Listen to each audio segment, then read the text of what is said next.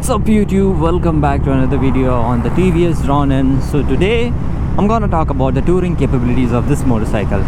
So brand new in the market, and today I'm doing this video because I feel that TVS Ronin is a good motorcycle for touring, especially in this range of 150cc to 200cc. So yes, let's come directly to the point. So first of all, if you ask me what is the right cruising speed on this motorcycle, I'll say that something like 80 to 90 will be a very nice speed.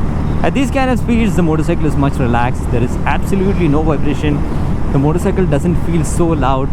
You can actually feel that the motorcycle is actually in a saner mode in these speeds. So cruising speed is 80 to 90. And the top speed, actually what you can do is like 110 to 120 and all. But that actually takes a lot of time, and I don't really suggest you to go and tour in that kind of a speed. First of all, there is a little bit of vibration problem in those speeds, so you'll get that a little bit of buzz feel on the handlebar, the seat and the foot peg. So it's not really ideal to go on that speed for a very long time. But if you are touring on 80 km, there is absolutely no refinement issue. It is much stable. And to talk about the stability of the motorcycle on highway rides, I'll really say that this motorcycle is like built like a bullet. Much stable. The front suspension is giving a lot of confidence even when there is a lot of crosswind. And upon that, when I was having a lot of bad patch of road, this motorcycle was super stable on the road. So stability wise, it's really good. And when it comes to the riding ergonomics, this one feels a little different from all the motorcycles that I've ridden till now. So it has a little scrambler feel to the upper body and a cruiser feel to the lower body. So this is much relaxed. If I had to buy this motorcycle, then probably what I'll do is I'll go for a race-set foot peg, because that'll actually give a bit more sporty riding stance even though I'm touring. But this one is much comfortable. But on the flip side, if I have to make this as a truly cruising motorcycle, then what I'll do is I'll just go for the lever extender for the gear lever, and as well I'll go for a footboard. And sometimes I might be buying a bigger handlebar, which is actually staying closer to my body. So that gives a proper cruising feel on this motorcycle.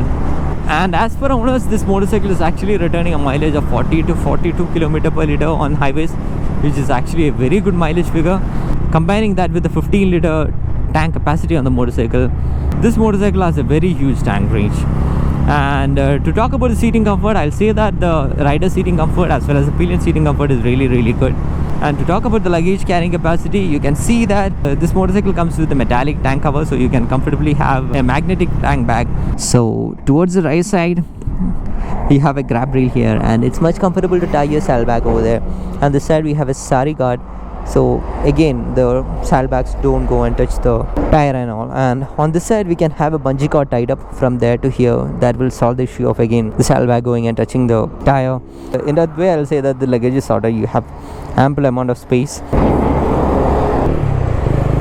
So out of the two final questions, first one, how long I can tour on this motorcycle on a single day?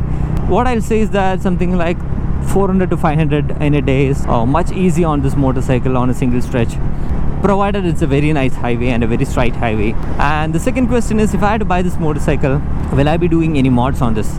So obviously, as I told you, it's personal taste, and I'd like to have a little more sporty riding stance. So probably I'll go for a race-set foot peg, and that gives me a bit of a sporty feel, like a scrambler feel. And secondly, I might go for an auxiliary lamp. I really don't say that the stock headlight on this motorcycle is bad. It's actually doing a very nice job in the high beam, but it'll be nice to have a little more lighting on the road. So I might go for some additional lamps, that's all. So that's all about the touring review on the TVS Ronin. If you have any doubts on the motorcycle, you can check out my detailed review on this channel itself. Or if you have any doubts in and around the touring review, do hit me up in the comment section. I'm more than happy to help you out. So as always, show some love in the form of likes and comments. See you in the next video. Until then, bye bye.